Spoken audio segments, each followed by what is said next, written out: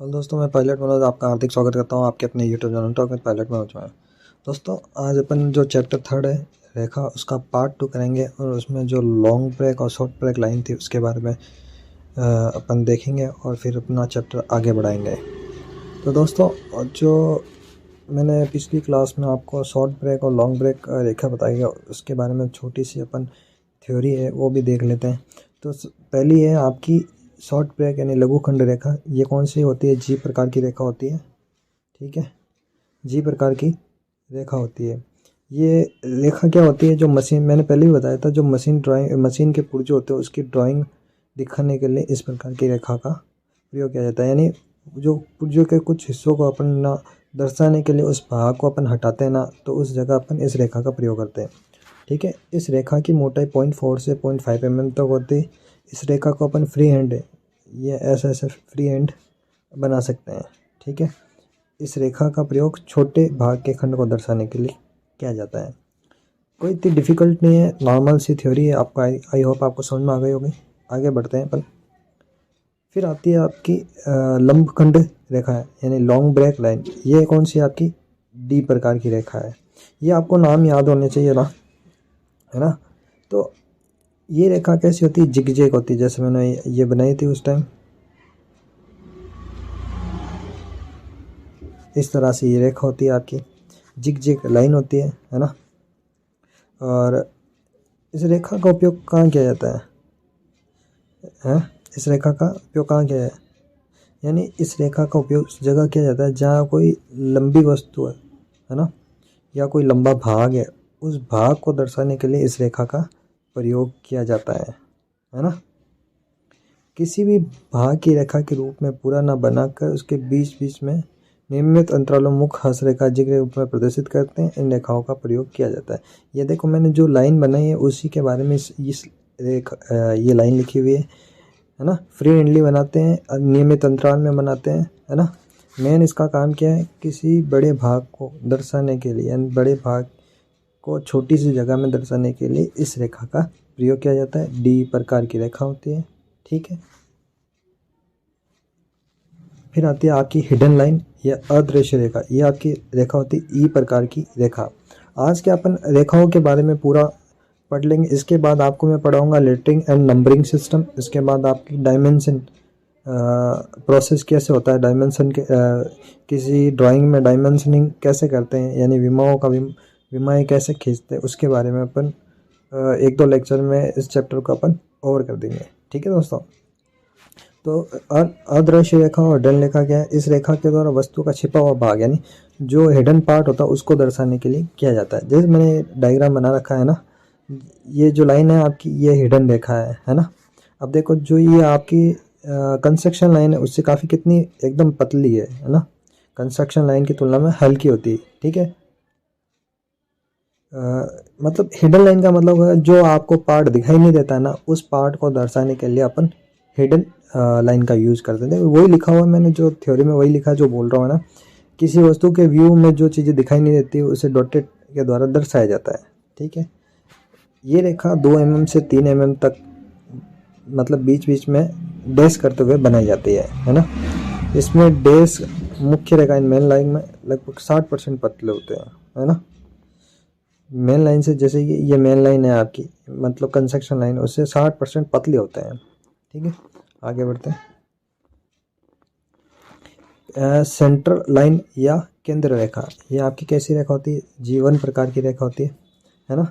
किसी वस्तु के मध्य भाग को प्रदर्शित करने के लिए उस वस्तु के केंद्र से होते हुए एक रेखा खींची जाती है, उसे केंद्र रेखा कहते हैं। देखो, मैंने ये एक ऑब्जेक्ट बना रखा है। ठीक है, ये आपकी हिडन लाइन हो गई ग्रीन कलर की, और जो ये ब्लैक कलर की लाइन है ये आपकी सेंटर लाइन हो गई। सेंटर लाइन, मैं सारी लाइनें अलग अलग रंग से बनाता हूँ ताकि आपको हर चीज़ समझ में आ जाए ना। ये रेखा क्या होगी? जो वस्तु रेखा होगी ना उससे कम 10 mm बाहर होनी चाहिए, है ना। 10 mm बाहर होनी, जैसे ये आपकी कितनी बार है? 10 mm। आपकी वस्तु रेखा से वस्तु रेखा कितनी? 10 mm बाहर होनी चाहिए। इसे अपन चेन रेखा भी कहते हैं, है ना। इस रेखा की इंटेंसिटी पतली होती है। ठीक है, इस रेखा की इंटेंसिटी वो क्या होती है? पतली होती है। मतलब ये इसको खींचेंगे हल्की हल्की खींचेंगे, है ना।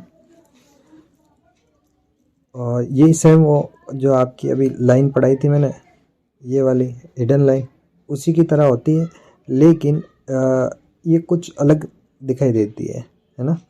क्यों? क्योंकि इसमें जो ये गैप होता है ना वो एक समान होता है, जबकि हिडन लाइन में एक समान नहीं होता है ना। इनमें क्या होता है, एक समान गैप है, समान अंतराल पे ये कट लगाए गए हैं ना, ये सारे कट है समान अंतराल पे, ठीक है।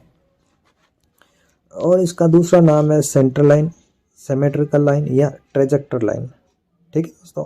छोटी सी थ्योरी है, आई होप आपको ये समझ में आया होगा। अगर समझ में ना आए कमेंट करके ज़रूर बताएं, और कमेंट करके ये ज़रूर बताएं कि आपको वीडियो कैसा लग रहा है, आपके लिए हेल्पफुल है कि नहीं है। एक बार ज़रूर करके बताया करो यार वीडियो में कमेंट, ताकि मुझे पता रहे कि आप लोगों को समझ में आ रहा है कि नहीं आ रहा है। अगर कोई भी आपको समझ में प्रॉब्लम है तो आप मुझे कमेंट करके ज़रूर बताएं। फिर आपकी आती है कर्तन या समतल रेखा, कटिंग, जिसे अपन कहते हैं कटिंग प्लेन लाइन, ये एच प्रकार की होती है, ठीक है दोस्तों। तो दोस्तों ये कौन सी आपकी कर्तन या समतल रेखा या कटिंग लाइन, ये कैसी होती है, आपकी एच प्रकार की रेखा होती है। तो ये क्या होगी, ये रेखा केंद्र की तरह ही होती है, जो मैंने केंद्र वाली ब्लैक कलर में लाइन बताई थी पीछे, है ना, सेंटर लाइन, वैसी की वैसी होती है। लेकिन इसमें फ़र्क क्या होता है, ये किनारों से डैश मोटा होता है। ये देखो किनारों से मैंने क्या, ये डैश बड़ा बना रखा है आपका, किनारों पे क्या है, डैश बड़ा होता है ना। डैश की लंबाई 2 से 3 mm मोटी होती है ना, छोटे डैश की। और बड़े डैश की लंबाई 15 से 30 mm होती है, ठीक है। छोटे डैश की लंबाई 2 से 3 mm होती है और बड़े डैश की लंबाई 15 से 30 mm तक होती है। दोनों डैश के बीच 1 से 2 mm का गैप रखा जाता है, ठीक है। दोनों दोनों जो डैश होते हैं, जैसे बड़ा डैश है और ये छोटा डैश है, ये छोटा और ये बड़ा, तो 1 से 2 mm का गैप रखा जाता है, ठीक है। और ये रेखा का मशीन के जो पुर्जों की ड्राइंग होती है ना, उनमें ऐसी जगहों पर प्रयोग की जाती है जहाँ पर कोई भाग अलग दिखाने की आवश्यकता होती है। यानी किसी मशीन के पुर्जे के कुछ भाग को अलग तरह से दिखाने के लिए इस रेखा का प्रयोग करते हैं। और इस रेखा की मोटाई की होगी आपकी 0.40 mm से लेकर 0.50 mm तक होगी, ठीक है दोस्तों। आप देख सकते हैं ये आपकी कटिंग लाइन है, ये पूरी, ये यहाँ से लेकर यहाँ तक आपकी पूरी क्या है, कटिंग लाइन। जो ग्रीन कलर में वो आपकी क्या है, कटिंग लाइन है। बाकी रेड और स्काई कलर में ये आपके दोनों ऑब्जेक्ट है, ठीक है दोस्तों। आई होप आपको ये सारी चीज़ समझ में आई होगी, क्योंकि मैं एकदम इजी वे और आसान तरीके से पढ़ा रहा हूँ और धीरे धीरे पढ़ा रहा हूँ, तो हर चीज़ आपको समझ में आई होगी। अगर जो भी चीज़ समझ में ना आए तो आप मुझे कमेंट करके ज़रूर पूछें। और जो बंदा नया आता है हमारे चैनल पे और वो वीडियो देखता है, तो यार एक बार उस चैनल को सब्सक्राइब ज़रूर करें, क्योंकि सब्सक्राइब करने से आपको ही फ़ायदा होने वाला है। और जिन्होंने अभी तक हमारे टेलीग्राम ग्रुप का टीम लोको पायलट को ज्वाइन नहीं किया है, वो जल्द से जल्द जाके जो हमारे वीडियो है उनके डिस्क्रिप्शन में टेलीग्राम ग्रुप का लिंक दे रखा है, आप वहाँ से जाकर टेलीग्राम ग्रुप ज्वाइन कर सकते हैं। और जो हमसे पर्सनली कुछ सवाल करना चाहता है तो वो हमें इंस्टाग्राम पे फॉलो करके मैसेज कर सकते हैं, ठीक है दोस्तों। और जिनको नोट्स चाहिए वो भी हमें इंस्टाग्राम पे मैसेज कर सकते हैं। और जिनको हार्ड कॉपी नोट्स चाहिए वो इंस्टाग्राम पे मैसेज कर सकते हैं। और सॉफ्ट कॉपी चाहिए तो वो मैं टेलीग्राम में डाल दूंगा, ठीक है दोस्तों। और कमेंट करके आप ज़रूर बताने ये वीडियो आपको कैसा लगा। इसके बाद इस वीडियो के 2 पार्ट बच जाते हैं, numbering and lettering and numbering process, और दूसरा है डायमेंशनिंग प्रोसेस, यानी विमाओं को अपन कैसे लिख सकते हैं उसका तरीका देखेंगे। इसके बाद 2 लेक्चर में ये आपका चैप्टर कंप्लीट हो जाएगा। दोस्तों लोको पायलट बनने के लिए इन लेक्चर को ध्यान से देखें और नोट्स प्रॉपरली बनाते रहें, ताकि आने वाली वैकेंसी में आपका सिलेक्शन सुनिश्चित हो जाए। So thank you for watching this video. मिलते हैं अपने नेक्स्ट वीडियो।